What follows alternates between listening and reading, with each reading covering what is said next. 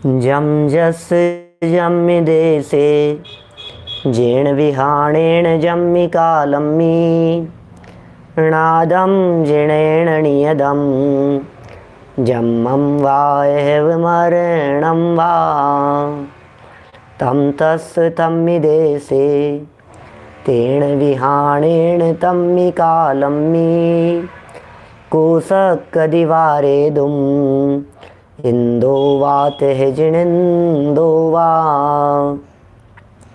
एवं जोनिच्छेदो जानदिदवाणी सब पजाए सो सदिठि शुद्धो जो संकदि सोहुको दिठि जो संकदि सोहुको दिठि।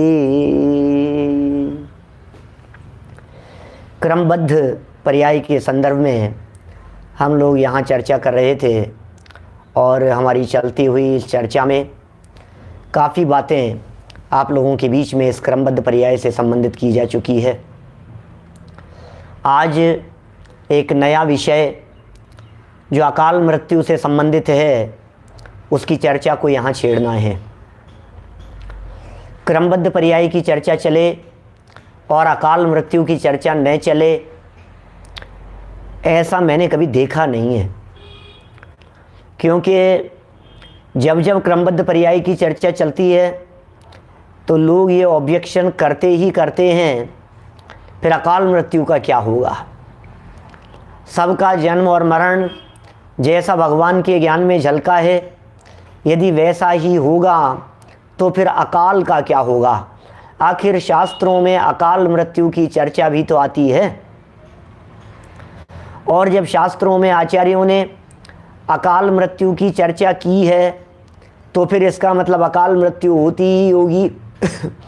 और जब अकाल मृत्यु होती है तो इसका सीधा सा अर्थ ये हो गया कि प्रत्येक व्यक्ति को अपनी जितनी आयु लाया था उतने में ही मरेगा। इसमें तो व्यवधान खड़ा हो गया ना, इसमें तो बाधा खड़ी हो गई। तो ये बातें ऐसी है जो हमारे को ऐसा लगता है कि साहब या तो इसका स्पष्टीकरण कीजिए, नहीं तो फिर ये मानिए कि भगवान के ज्ञान में सब कुछ नहीं झलकता है।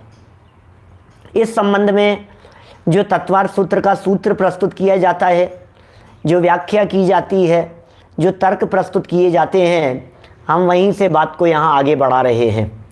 देखिए, आपकी पुस्तक में पेज नंबर है 81, क्रमबद्ध पर्याय नामक पुस्तक में 81 नंबर पेज है।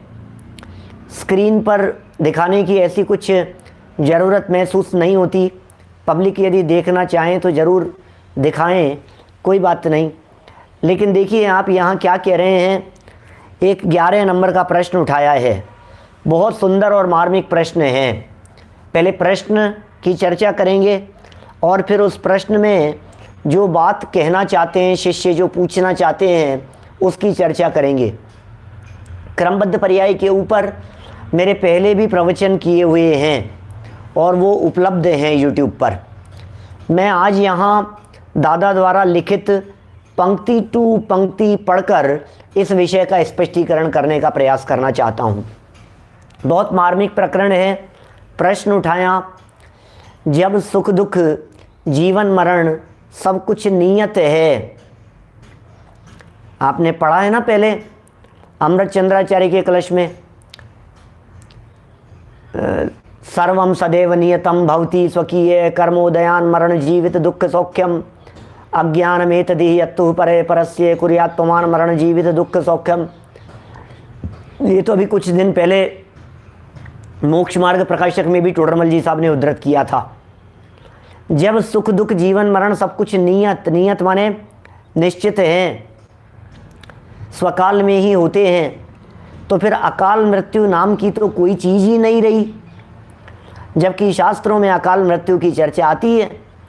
तत्वार्थ सूत्र के दूसरे अध्याय के अंतिम सूत्र में अकाल मृत्यु की बात साफ साफ लिखी है, बहुत साफ साफ लिखी है। कहाँ की चर्चा कर रहे हैं? तत्वार्थ सूत्र का दूसरा अध्याय और दूसरे अध्याय का अंतिम सूत्र। अंतिम सूत्र 53 नंबर का सूत्र है। अभी उस सूत्र को भी आपके सामने बतलाएंगे, हम उस सूत्र का स्पष्टीकरण भी करेंगे। एक्चुअल में पूरा का पूरा झमेला उस सूत्र का अर्थ नहीं समझने की वजह से है। जितने ऑब्जेक्शन खड़े होते हैं वे सभी ऑब्जेक्शन सिर्फ और सिर्फ इस कारण से हैं कि शायद हमें सूत्र का अर्थ समझ में नहीं आ रहा है। यद्यपि अर्थ समझने में कोई ऐसी बड़ी बात नहीं है, अर्थ तो लिखे ही है ना सब जगह पर तत्वार सूत्र की टीकाओं में, अर्थ सहित व्याख्याओं में, तो कौन सी बहुत बड़ी बात हो गई, अर्थ तो सबको मिल जाते हैं। देखिए उसका भाव समझना पड़ेगा हमारे को। उत्तर दिया यहाँ, विष भक्षण आदि द्वारा होने वाली मृत्यु को अकाल मृत्यु कहा जाता है। विष भक्षण के साथ में आदि शब्द का प्रयोग करके ये कह दिया किसी व्यक्ति की जहर खाने से मृत्यु हुई हो, और आदि शब्द के अंदर सारे लगा लीजिए इस तरह के निमित्त प्रदान कथन। कोई व्यक्ति ने जहर खाया, कोई व्यक्ति फांसी का फंदा लगा करके लटक गया, कोई व्यक्ति ऐसा भी हो सकता है जो ट्रेन की पटरी के सामने आ गया, मर गया, किसी व्यक्ति ने अपने हाथ की ये जो नस है, धड़कन जहाँ चलती है, इस नस को काट लिया, कोई व्यक्ति कुएं में कूद गया, कोई व्यक्ति पहाड़ पर चढ़ करके वहाँ से कूद गया, कोई अचानक हाईवे पर चलते हुई गाड़ियों के सामने दौड़ता हुआ सामने आ गया। ये सब आदि शब्द में लगा लिया। बोले इन्हें अकाल मृत्यु शब्द पर ध्यान देना, क्या लिखा है, कहा जाता है। क्या क्या कह रहे हैं, है नहीं क्या, इन्हें अकाल मृत्यु कहा जाता है। यह कथन आयु कर्म की उदीर्णा या अपवर्तन की अपेक्षा किया जाता है। या तो आयु कर्म की उदीर्णा हो गई या आयु कर्म का अपकर्षण हो गया, अथवा अपेक्षित आयु से पहले होने वाले मरण की अपेक्षा यह कथन होता है। क्या कह रहे हैं, अपेक्षित आयु से पहले, कुछ समझ में आई क्या बात, क्या कह रहे हैं। अपेक्षित आयु क्या होती है, अपेक्षित आयु मतलब जिस आयु की आपने अपेक्षा की है उससे पहले होने वाले मरण की अपेक्षा यह कथन होता है, वस्तु स्थिति की अपेक्षा नहीं। क्या साहब समझ में नहीं आई बात, अपेक्षित आयु की अपेक्षा होता है, क्या कहना चाह रहे हैं। सुनो आपसे मैं ये पूछता हूँ कि ये आपके दादाजी का मरण, हमारे दादाजी का मरण लगा लीजिए, किसी परिचित व्यक्ति का मरण, बहुत कट रही है, आवाज कट रही है, थोड़ा सा आज नेटवर्क इशू तो है भैया, कुछ ऑप्शन नहीं है मेरे पास में, थोड़ा बहुत देखो जैसा भी हो, कर क्या सकते हैं, इसका इलाज क्या है। यूट्यूब पर सही आ रहा है क्या, हाँ, जो लोग मतलब सुनना चाहते हैं वे संजीव गोदा चैनल पर चल रहा है, ये दो एक साथ चल रहे हैं। जूम वैसे भी थोड़ा सा कम पकड़ पाता है, तो जो विशेष सुनना चाहते हैं वे यहाँ से भी सुन सकते हैं। और दूसरा क्या है, जो माइक जो लगा है वो भी यूट्यूब के साथ में लगा हुआ है, जूम के साथ में नहीं लगा हुआ है, तो ये भी एक कारण है। सो देखिए बात क्या चल रही है, आप लोग चिंता नहीं करें, आप लोग सुनते रहें, और यदि थोड़ा ज़्यादा डिस्टर्ब आ रहा हो तो बाद में यूट्यूब पर जो क्लियर आ रहा है उसे सुन लीजिएगा। क्या, चलिए कोई बात नहीं। बात क्या चल रही थी, हमने एक बात कही आपसे, क्या बात कही कि हमने कहा कि आपके या हमारे किसी परिचित व्यक्ति का मरण हो गया, हमने पूछा कितनी एज में मरण हुआ ये बतलाइए, क्या कितनी एज में मरण हो गया, और तुरंत सामने से कहा गया यही कोई 95-98 के आसपास हो गए थे। तो आप क्या कहेंगे, 95-98 के आसपास मरण हो गया तो आप क्या कहेंगे, आपका क्या जवाब होगा। सीधा सा यही जवाब होगा ना कि अरे ये तो उम्र ही आ गई। और के मरण के बारे में हमने सुना हमने ये सुना कि कितनी एज में मरण हो गया था, तो तुरंत सामने से जवाब आया, ऐसा जवाब आया सामने से कि वो तो 18 साल के थे। क्या बात कर रहे हो, 18 वर्ष की उम्र में मरण हो गया, क्या बात कर रहे हैं, 20 साल की उम्र में मरण हो गया, 22 साल की उम्र में मरण हो गया। तो हम ऐसा कहते हैं अकाल मौत का शिकार हो गए।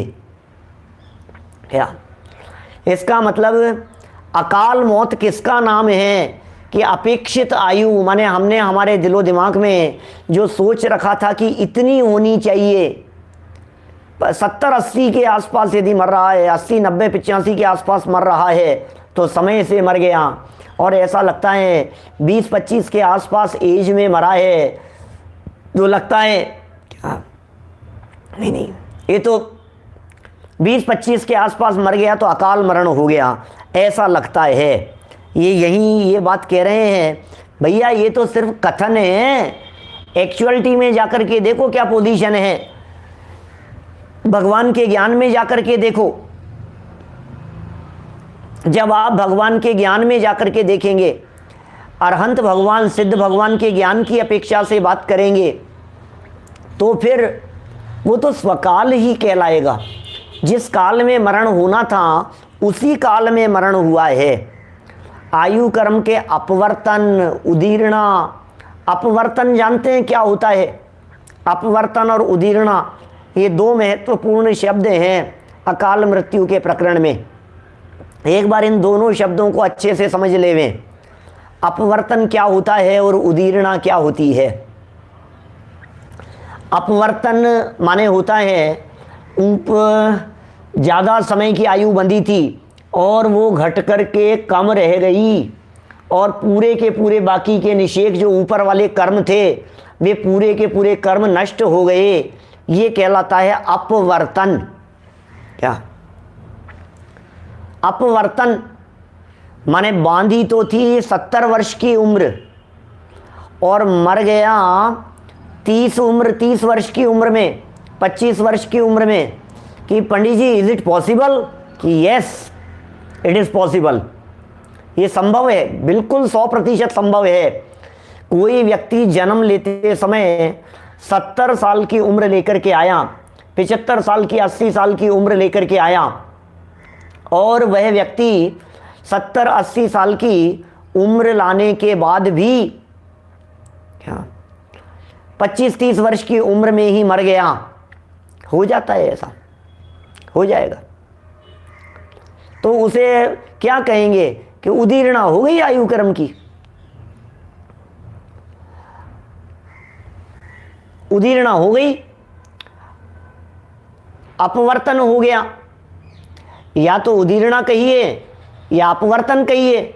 अब उदीर्णा किसे कहें कि जो आयु घट गई है, मतलब जो उदय में आकर के जो एक साथ पुंज के पुंज गिरते हैं उसे कहते हैं उदीर्णा। उदीर्णा मतलब क्या है? उदीर्णा माने एक साथ ग्रुप में फल दे देना, वो उदीर्णा कहलाता है। समूह में फल देना वो उदीर्णा कहलाता है। जैसे ड्रॉप ड्रॉप ड्रॉप उदीर्णा कहलाता है। जैसे ड्रॉप ड्रॉप ड्रॉप उदीर्णा कहलाता है।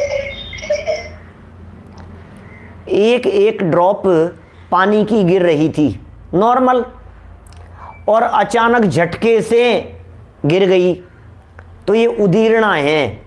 जैसे नदी का बहाव नॉर्मल वे में चल रहा है तो ये है उदय, और अचानक उसमें उफान आ गया, बाढ़ आ गई, तो ये कहलाएगी उदीर्णा।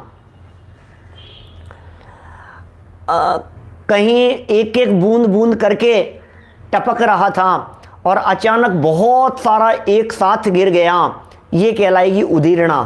तो जो फल मिल रहा है हमारे को, जो कर्म का फल मिल रहा है, यह कर्म का फल प्रति समय थोड़ा थोड़ा थोड़ा थोड़ा थोड़ा थोड़ा अपने अपने निश्चय के अनुसार मिलता जा रहा है, ये कहलाता है उदय। और ग्रुप में आकर के एक साथ कैसे कोई कर्म नष्ट हुआ, वो कहलाता है उदीर्णा। सुनिए भाई साहब, इस उदय उदीर्णा के संदर्भ में बोले ये आयु कर्म की उदीर्णा है, जो एक साथ निषेक गिर गए। 70-80 साल तक के जो बंधे हुए कर्म परमाणु थे, वे कर्म परमाणु एक साथ आकर यहाँ आकर के 20 वर्ष की उम्र में झटके से फल दे दिए। तो बोले क्या कहेंगे, बोले उदीर्णा हो गई कर्म की। इस धोखे में मत रहना, इस गलतफहमी में मत रहना कि कहीं इस तरह का हो जाए।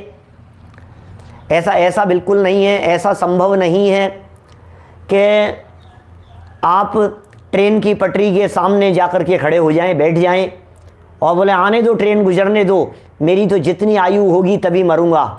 तो भैया लगता है कि शायद तेरे मरने का काल आ गया है। क्या बोलो, शायद मरने का काल आ गया है।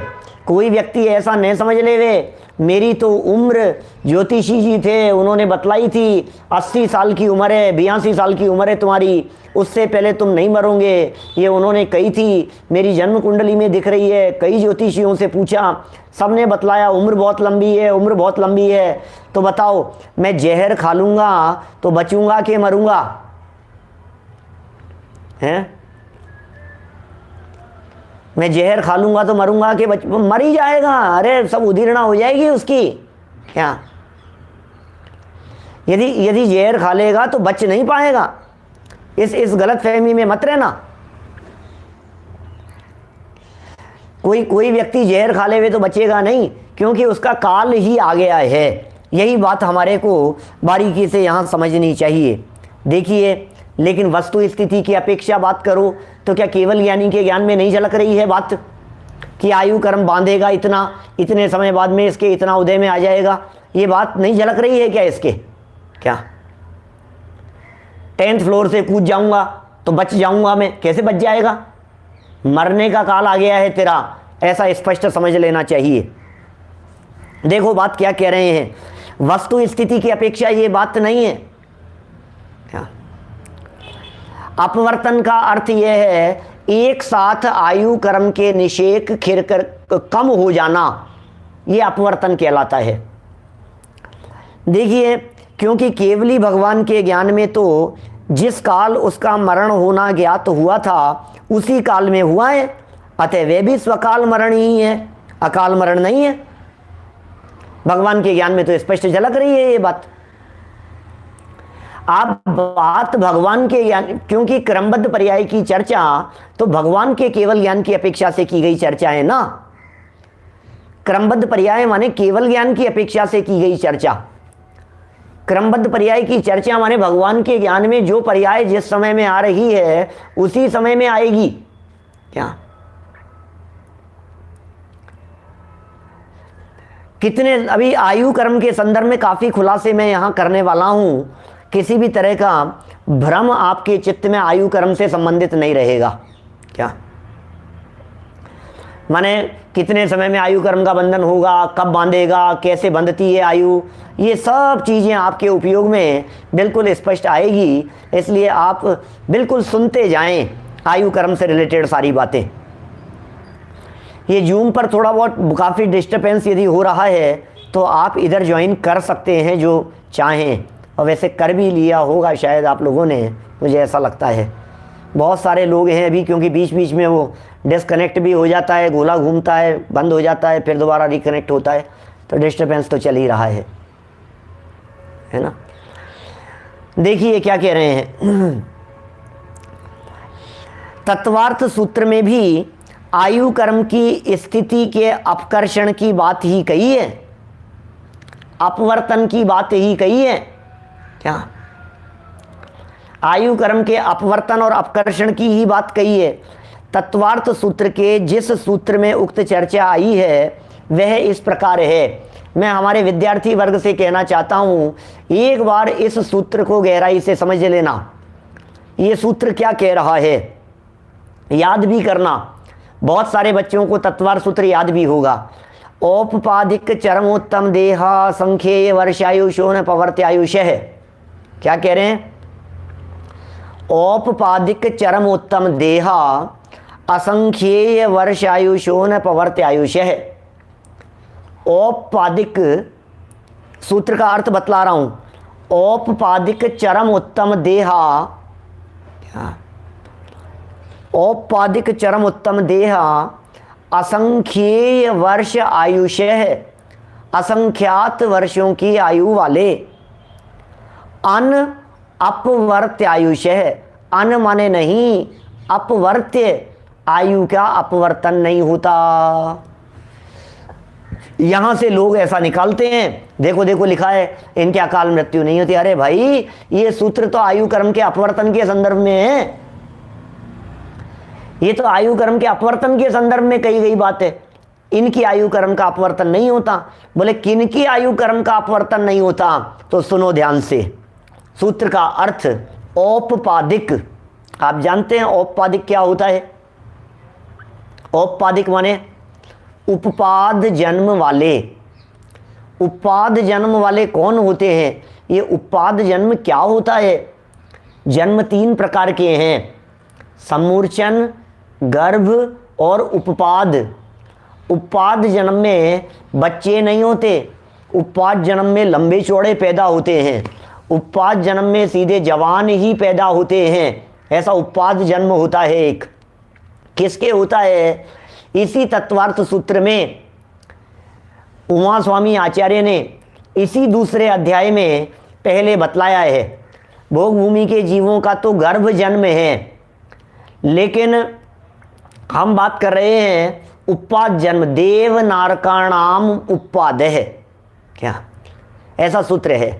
देव नारकाणाम उपपाद है, देवों और नारकियों का उपपाद जन्म होता है। तो ये सूत्र में क्या कह रहे हैं?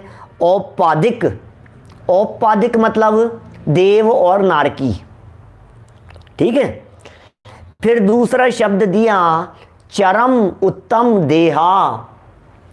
चरम उत्तम देहा, चरम, चरम कहते हैं अंतिम। चरम कौन है? अंतिम है। अंतिम शरीर वालों को चरम शरीरी कहते हैं। चरम माने होता है लास्ट, चरम पर पहुंचा दिया, माने लास्ट सीमा पर पहुंचा दिया, वो कहलाता है चरम।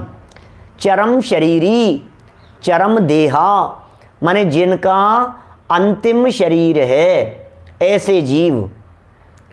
और साथ में यह भी कहा है उत्तम देहा, उत्तम देह वाले। उत्तम देह क्या होती है? 63 शलाका पुरुषों की देह को उत्तम देह कहते हैं। ध्यान देना, बहुत महत्वपूर्ण तथ्य की तरफ ध्यान आकर्षित करना चाहता हूँ। हमारे जयचंद जी छाबड़ा ने सरवार सिद्धि वचनिका में दिया है, शायद सरवार सिद्धि में भी इस तरह की चर्चा है, और तत्वार सूत्र की गहन टीकाओं में इस विषय को थोड़ा बारीकी से लिया गया है। क्या है? चरम शरीरी वालों का भी और उत्तम देह वालों का भी, इन दोनों का आयु कर्म का अपवर्तन हो सकता है। क्या? वापस सुनो भैया, शब्द थोड़े से नए हों तो कोई बात नहीं, डरना नहीं, ध्यान से समझना, एक बार समझने की चेष्टा करना। चरम शरीरी जो जीव हों उनके भी आयु कर्म का अपवर्तन हो सकता है। उत्तम देह वालों के भी आयु कर्म का अपवर्तन हो सकता है। माने आयु कर्म झटके से कम हो सकता है, माने आयु कर्म जल्दी पूरा हो सकता है।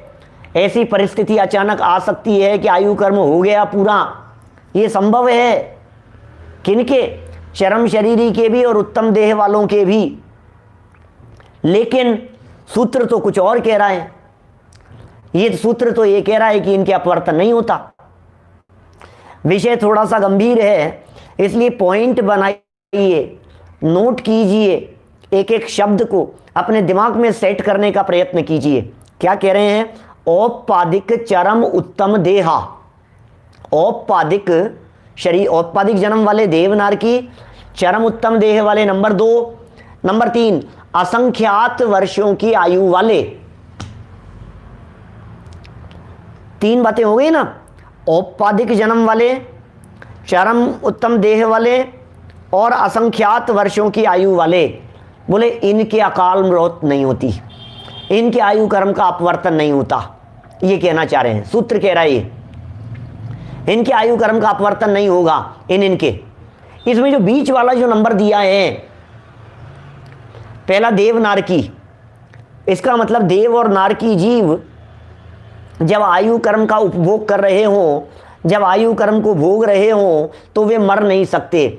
हम सब जानते हैं नारकी जीव नरक भव में रहते हुए वे जीव लड़ते कटते पिटते रहते हैं, उसके बावजूद भी आयु पूरी नहीं होती उनकी। शरीर के टुकड़े टुकड़े हो गए तो मरण थोड़ी ना हो गया, शरीर के टुकड़े टुकड़े हो जाने पर भी। देवगति के जीव कितना भी दुख क्यों नहीं हो, लेकिन देवगति के जीवों को आत्महत्या करने की फैसिलिटी नहीं है, वे आत्महत्या नहीं कर पाएंगे। देवगति के जीवों की आत्महत्या नहीं होती, नहीं कर सकते। कैसी परिस्थिति है, क्या क्या स्वरूप कह रहे हैं, नारकी भी नहीं मर सकते, देव भी नहीं मर सकते। फिर एक कहा असंख्यात वर्ष की आयु वाले, बोले ये कौन होते हैं असंख्यात वर्ष की आयु वाले? देव और नारकी तो हो गए, अब ये असंख्यात वर्ष की आयु वाले कौन है? बोले असंख्यात वर्षों की आयु वाले होते हैं भोग भूमि के जीव, उत्तम भोग भूमि वाले, मध्यम भोग भूमि वाले, जघन्य भोग भूमि वाले। ये भोग भूमि वाले जीवों को भी आयु कर्म का अपवर्तन नहीं होता। भोग भूमि के अंदर भी ऐसा नहीं है कोई जहर दे दे, ऐसा नहीं है तीर लग जाए और मर जाए, भोग भूमि में भी नहीं होता ऐसा। अब ये बीच वाला पॉइंट थोड़ा सा समझने का है। चरम उत्तम देहा, माने जो चरम शरीर के साथ उत्तम देह वाले होंगे उनके नहीं होगा। चरम शरीर के साथ उत्तम देह वाले होंगे, माने दोनों कॉम्बिनेशन है चरम और उत्तम का, ये दोनों साथ में होंगे ना, तब आयु कर्म पूरा नहीं होता ऐसा। और यदि कोई अकेला चरम शरीरी है तो उसके भी हो सकता है, कोई अकेले उत्तम देह वाला है तो उसके भी हो सकता है। जैसे देखिए मैं एग्जांपल दे करके समझाता हूं। श्री कृष्ण 63 शलाका पुरुषों में थे, उत्तम देह वाले थे। श्री कृष्ण नारायण थे ना, नारायण थे, उत्तम देह वाले थे, उनका शरीर उत्तम था, उत्तम शरीर। लेकिन हम सब जानते हैं एक तीर के लगत कृष्ण की विनश गई काया। ये क्या हुआ? एक तीर के लगने मात्र से श्री कृष्ण की काया विनश गई। एक तीर के लगत कृष्ण की विनश गई काया। इसका मतलब उत्तम देह वालों के भी आयु कर्म एकदम झटके से चला गया, तीर लग गया। अब क्या हो सकता था? खून बह गया, सब निकल गया, मौत आ गई, हो गया ना आयु कर्म का अपवर्तन। उत्तम देह वालों के हो गया। अब चरम शरीरी वालों के भी हो जाता है। जैसे चरम शरीरी का एग्जांपल दूं मैं आपको, गज कुमार मुनिराज। ये अंतकृत केवली जितने भी होते हैं ना, इनके आयु कर्म का अपवर्तन हो जाता है, इनकी देह ही नहीं बचती है। अंतकृत केवली थे ये। कौन? गज कुमार मुनिराज। गज कुमार मुनिराज देखो क्या होता है, स्वस्थ दिख रहे हैं, तबीयत ठीक दिखाई दे रही है, बिल्कुल ठीक ठीक हैं। अब लेकिन सर के ऊपर उनके सिगड़ी जला दी गई। अब सर पर सिगड़ी जल गई। सोमिल सेठ था ना, उनका ससुर लगता था। सर पर जल गई सिगड़ी, और सिगड़ी के जलने पर पूरी की, अरे सर पर सिगड़ी ला करके नहीं जलाई थी, माने इन्होंने दीक्षा ले ली और वो उधर से गुजर रहा था, ये ध्यान अवस्था के अंदर बैठे हुए थे। अचानक ऐसी परिस्थिति बनी, देखो और ये मेरी बच्ची की जिंदगी खराब करके आया है, क्या करूं मैं, कुछ समझ में नहीं आ रहा है। उसने क्या किया, उस सेठ ने चारों तरफ से मिट्टी वगैरह इकट्ठी की, थोड़ी बहुत मिट्टी विट्टी लेकर के यहाँ सर पर केश लॉन्च किए हुए सर के ऊपर ऐसे पाल जैसी बांध दी, और घास फूस कचरा इकट्ठा कर दिया यहाँ सर के ऊपर, और खोपड़ी को ही जला दिया। अंतर्कृत केवली हो, फिर के ध्यान अवस्था से निकले नहीं, खोपड़ी जल करके भस्म हो गई पूरी की पूरी। अंतर्मूर्त में केवल ज्ञान लेकर के मोक्ष चले, बचा ही नहीं। अरे भाई जब शरीर ही नहीं बचेगा तो फिर आयु तो पूरी होनी है ना। आगे की जितनी भी ज्यादा आयु थी वो पूरी की पूरी आयु एक साथ खत्म हो गई, इसका नाम है अपवर्तन। तो ऐसा हो जाता है। कोई व्यक्ति के आयु कर्म कितनी भी थी लेकिन अचानक चिथड़े उड़ गए तो खत्म हो गया। देखिए इन सारी बातों को समझने के लिए आपको पहले आयु कर्म को समझना होगा। ये जो बातें कही गई है ये सारी बातें बद्धमान और भुज्यमान की अपेक्षा से कही गई है। जिन जीवों का नाम यहाँ इस सूत्र में बताया गया है उन जीवों के भुज्यमान आयु में अपवर्तन नहीं होता। क्या वापस सुनना, जिन जीवों के नाम माने देवलोग, नारकी लोग, चरम उत्तम देह वाले और भोग भूमि वाले, चार हो गए, देव, नारकी, ये दोनों हो गए, फिर असंख्यात वर्षों की आयु वाले भोग भूमि वाले हो गए, और फिर चरम उत्तम देह वाले हो गए। बोले ये जितने भी कहे हैं ना, इन सब के वर्तमान में भोगते हुए आयु में कभी भी मरण नहीं होता, ऐसा अकाल मरण, दुर्घटना मरण नहीं होता इन सब का। भुज्यमान में एक्चुअल में आयु दो तरह की है। पहले दो तरह की आयु समझ लो, विषय थोड़ा सा स्पष्ट होना चाहिए। देखो भाई, एक्चुअल में क्या है, विद्यार्थियों की दृष्टि से मुख्य चल रहा है, इसलिए हम एक एक पॉइंट को थोड़ा सा बारीकी से समझाना चाहते हैं। क्या आप पॉइंट टू पॉइंट समझते जाएं, नहीं तो मैं लच्छेदार भाषा में आपको पौन घंटे के अंदर पूरे अकाल मृत्यु के सारे पॉइंट इधर उधर के लेकर के सब समझा सकता था आपको, कहानियों उदाहरणों के माध्यम से। लेकिन कंसेप्ट क्लियर होने चाहिए। मुझे मालूम है हमारे जो शास्त्री विद्यार्थी हैं, ये सब आगे जाकर के लोगों को पढ़ाएंगे, समझाएंगे, बताएंगे। आयु कर्म दो प्रकार का, एक का नाम है बद्धमान और एक का नाम है भुज्यमान। नीचे लिखा है, देखिए आप, आयु दो प्रकार की होती है, एक भुज्यमान आयु और दूसरी बद्धमान आयु। क्या होता है भाई साहब, देखो सुनो, शब्द से ही समझ में आ रहा होगा। एक का नाम है भुज्यमान और एक का नाम है बद्धमान।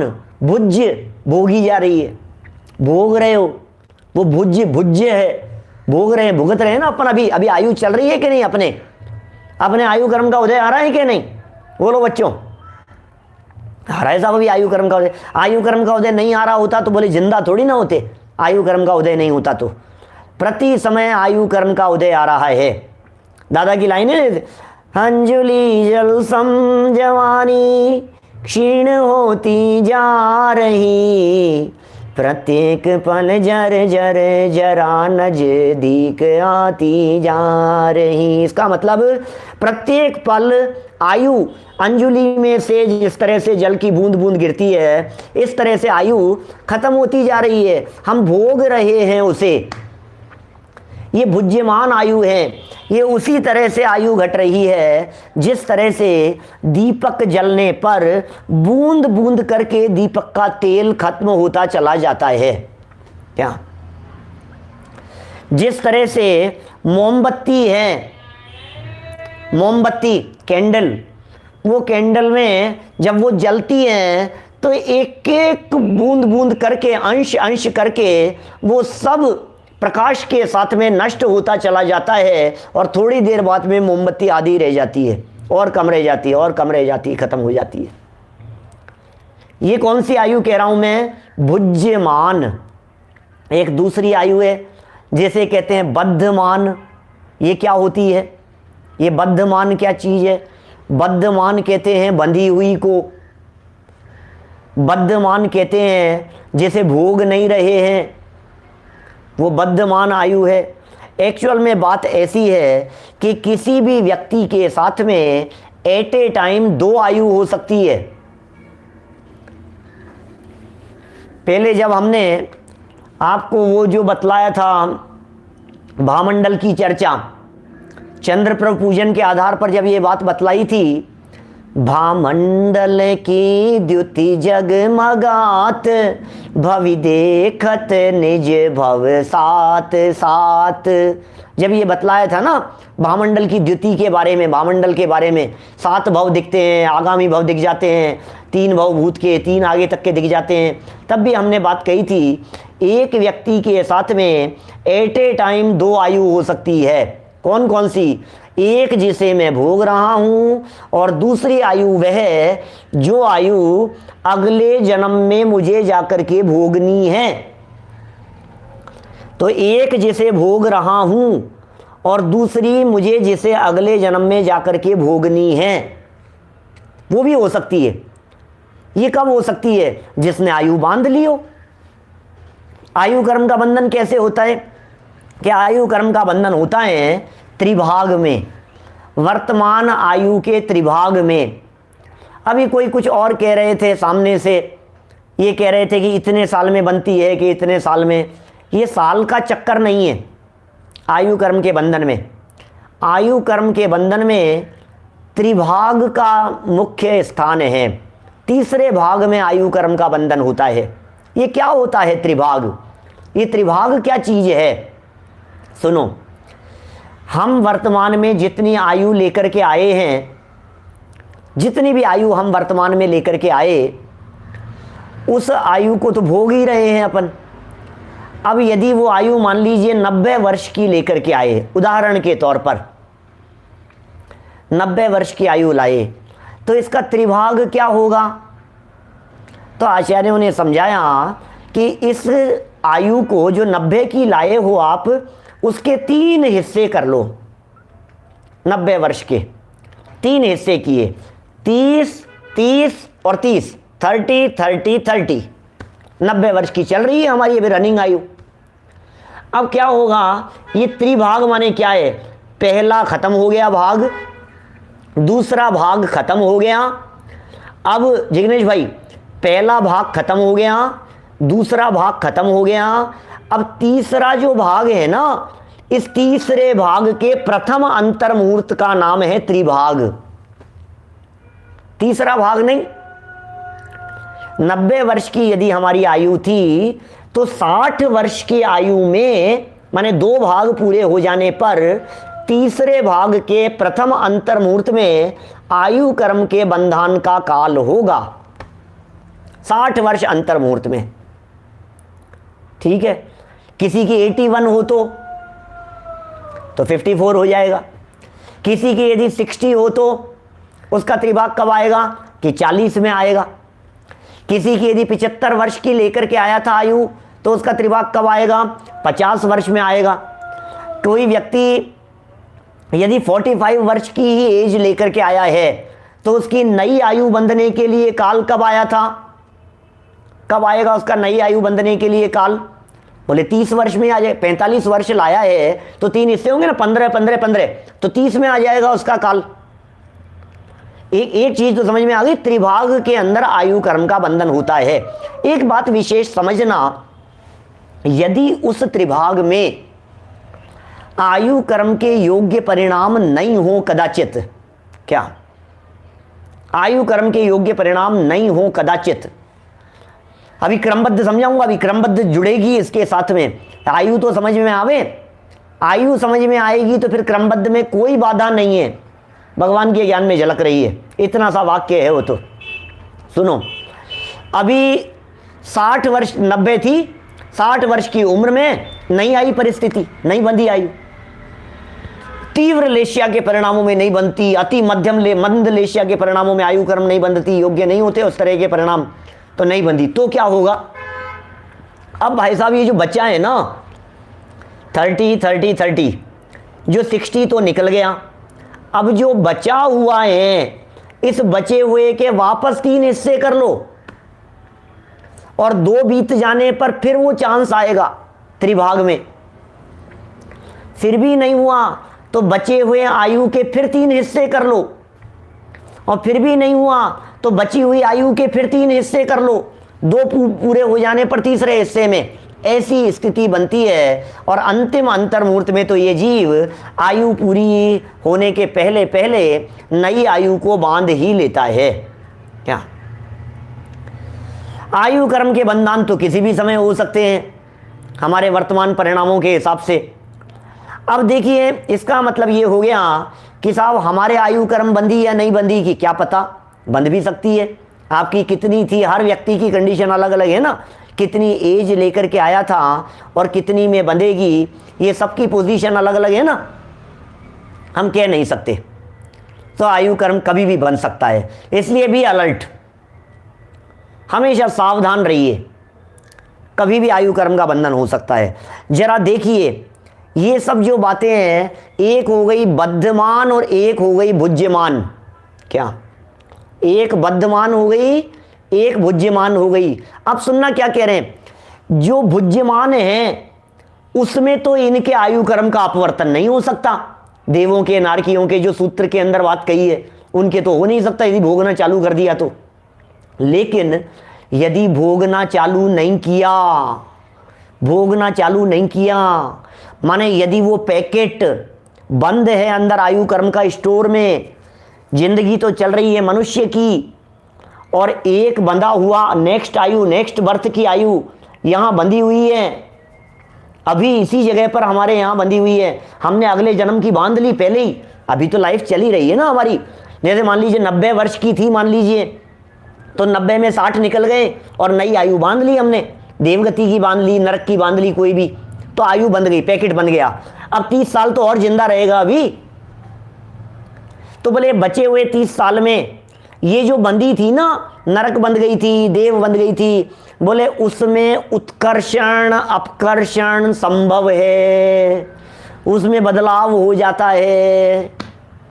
जैसे नीचे पढ़िए, पेज नंबर 82 देखिए, 82 नंबर पेज पर खोलिए जरा, क्या कह रहे हैं। 82 पेज शुरू से पढ़ता हूं। जिस आयु को जीव वर्तमान में भोग रहा है उसे भुज्यमान आयु कहते हैं, और जो आयु बंध गई हो पर जिसका उपभोग अगले भाव में होगा उसे बद्धमान आयु कहते हैं। क्लियर। बद्धमान आयु की स्थिति में, बद्धमान माने बैठे हैं अपन मनुष्य जीवन में और बंधी हुई है हमारी देव नारकी त्रियंश कोई भी XYZ जो भी, बोले बद्धमान आयु की स्थिति में तो सभी का अपकर्षण हो सकता है, सबका हो सकता है बद्धमान आयु में, तो कोई भी बांधी हो, पर भुज्यमान आयु का अपकर्षण, भुज्यमान का जो भोग रहे हैं इसका अपकर्षण क्या उक्त सूत्र में कथित जीवों के मुख्य रूप से नहीं होता, यह बताना इस सूत्र का उद्देश्य है। बुद्धिमान आयु की अपेक्षा से कहा गया सूत्र है। नीचे उदाहरण दे दिया इस बात को समझाने के लिए, महाराजा श्रेणिक का बहुत प्रसिद्ध उदाहरण है, हमारे सब बच्चों ने, विद्यार्थियों ने, आत्मार्थियों ने, सबने सुन रखा है। महाराजा श्रेणिक कैसी आयु बांधी, देखो नीचे यहीं से पढ़ता हूं।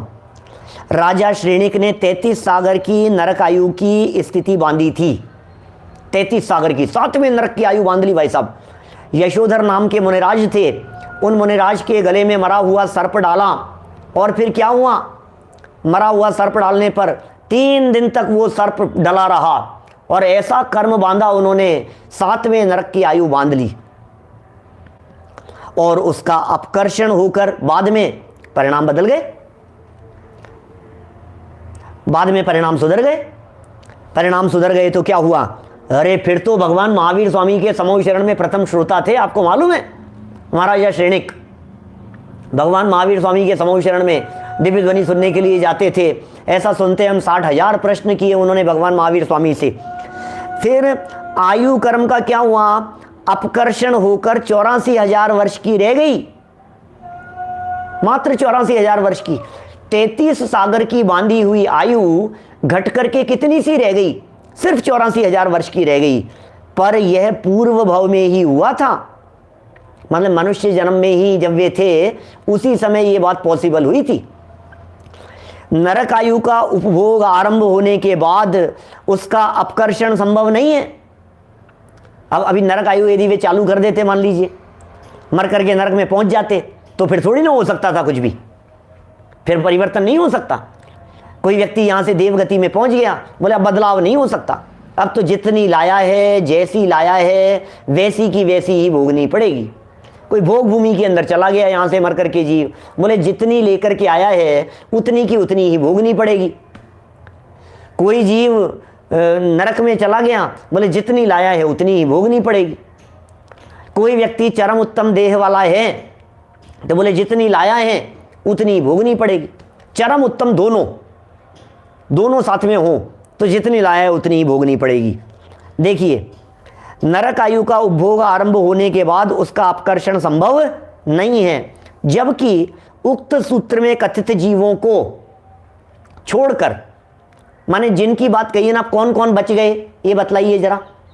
देव और नारकी 2 गतियां ही अलग हो गई, मनुष्यों और तिर्यंचों में भोग भूमि को भी अलग कर दिया, चरमोत्तम वालों को भी अलग कर दिया।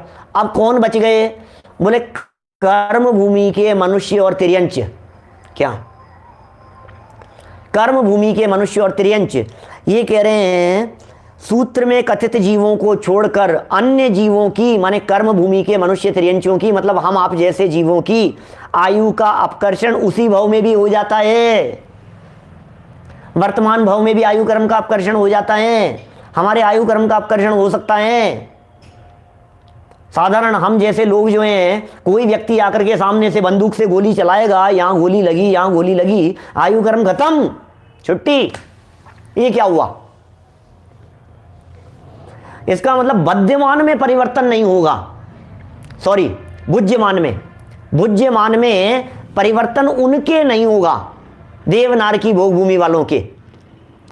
बद्धमान बंधी हुई आयु में तो सबके संभव है। सुनना, पूरा निष्कर्ष जैसा बतलाता हूं, फिर नीचे इस बात को पैकेट बंद के आधार पर उदाहरण देकर के समझाया। बड़ी मार्मिक चर्चा है, उदाहरण ही इतना गजब का है कि आपको पूरी की पूरी चर्चा हाथ पे रखे आंवले की तरह स्पष्ट हो जाएगी। इतनी स्पष्ट चर्चा है, इतना मजा आएगा आपको नीचे एग्जाम्पल सुनते ही।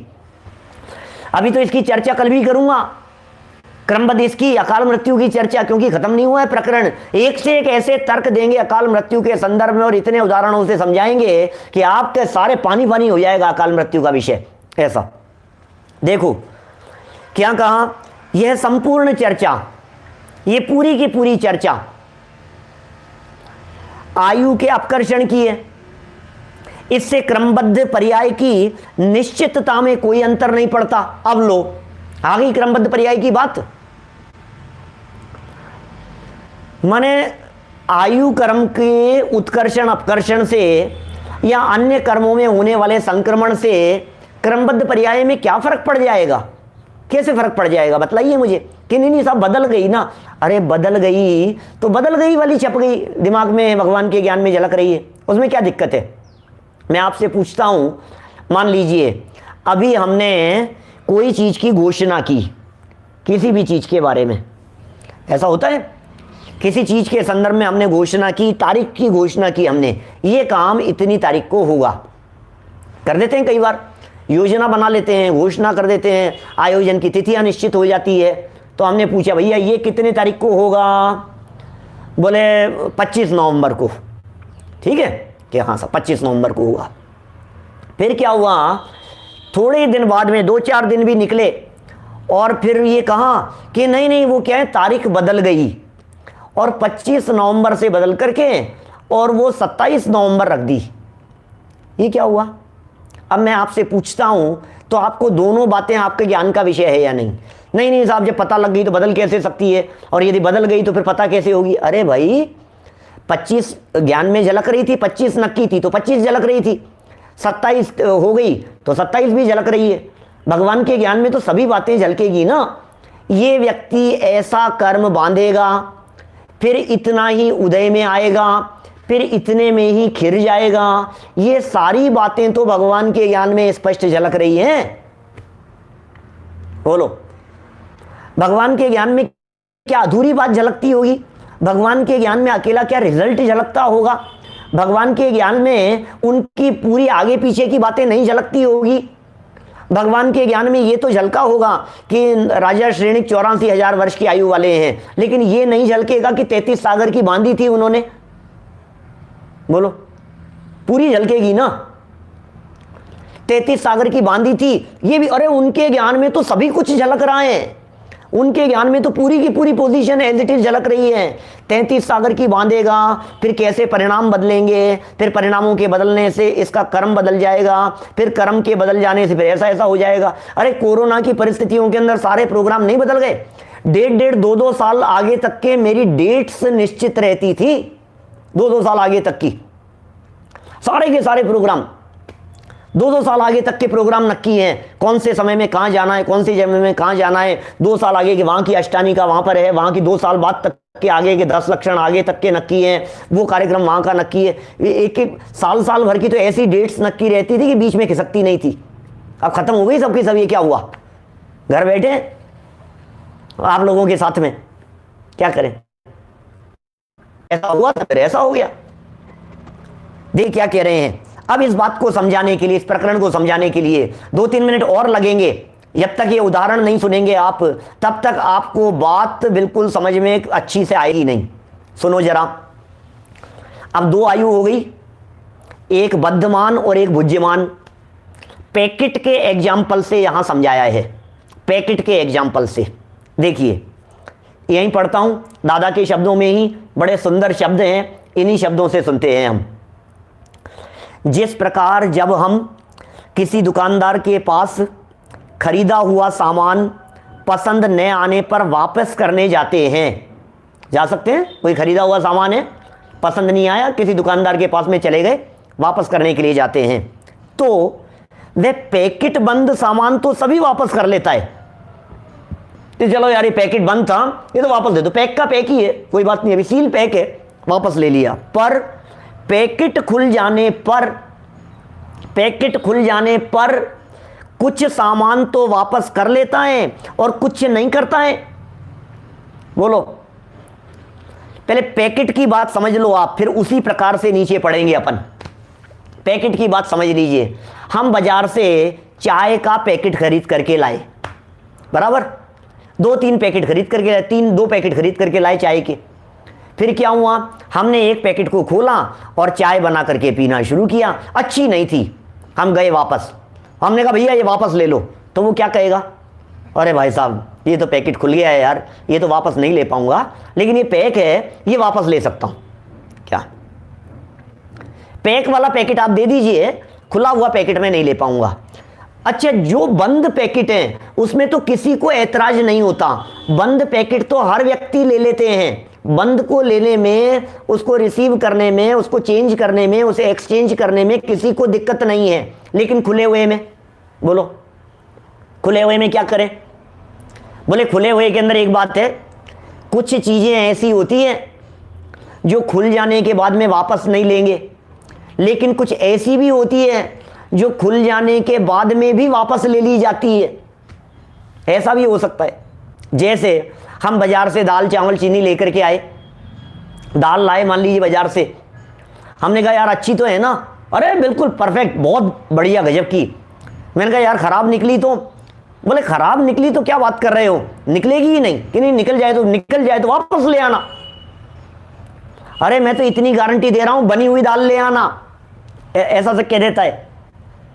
क्या बात कर रहे हो, क्या बनी हुई तो कौन ले जाएगा, लेकिन जो बचा हुआ है वो बचा हुआ ऐसे कैसे काम आ जाएगा, हो जाती है व्यवस्था बचे हुए की, वापस चला जाता है, दाल वापस ले लेता है, चावल वापस ले लेगा। मान लीजिए 70 किलो चावल लेकर के आए, कई बार ऐसा होता है ना, मंदिरों में, विधान में, आयोजनों में पैकेट खोल लिए, काम आ गया, बोले बचा हुआ तोल करके वापस ले लेंगे।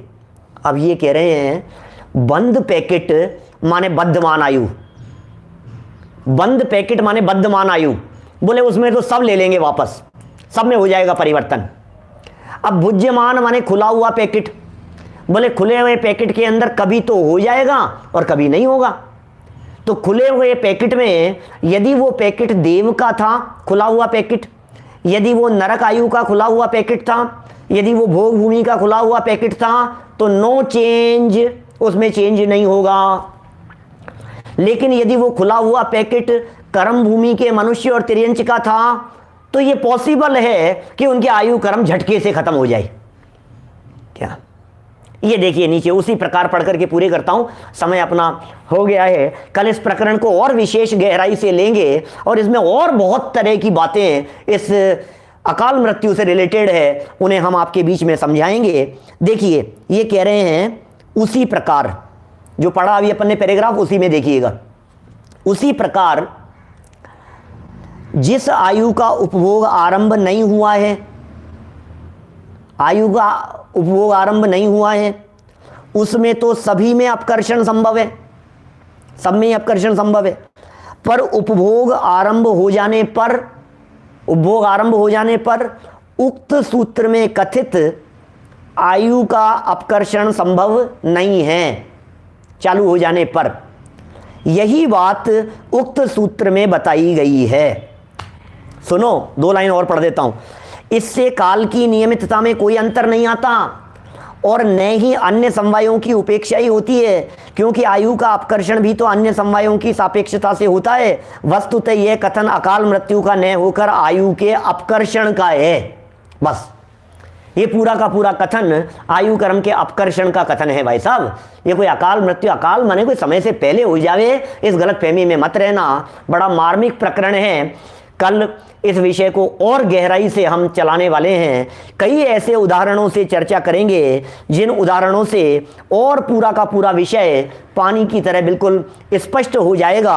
न्यायाधीश के उदाहरण से आ लगा करके अकाल शब्द का वास्तविक अर्थ क्या होता है, अकाल माने क्या है, समवायों की अपेक्षा से कई एंगल से अकाल मृत्यु को समझाएंगे, तब ये विषय बिल्कुल स्पष्ट होगा। अभी की बात को मैं इसी भावना से विराम दे रहा हूँ कि शायद ये सब बातें आप लोगों को स्पष्ट हुई होगी, और यदि ये बातें आपके समझ में आती हैं तो आप जरूर अकाल मृत्यु संबंधी प्रश्न करने वाले लोगों के पास में ये अवश्य पहुंचाइए, जिससे लोग इस विषय को लेकर क्रमबद्ध में शंका ना करें। सो बात को हम यहीं पूरी कर रहे हैं और जिनवाणी स्तुति लेते हुए विराम दे रहे हैं बात को। शाम की यथावत है चर्चा, 8 बजे हमारा जो प्रवचन यथावत चलता है संलेखना का प्रकरण, वो यथावत चलेगा। निज निधि निज में बताई यह अनंत उपकार है, उसके लिए जिन वाणी माँ को वंदना शत बार है, वंदना शत बार है। नमो मंत्र। ओम हरिहंताणं नमो तद्दाणं नमो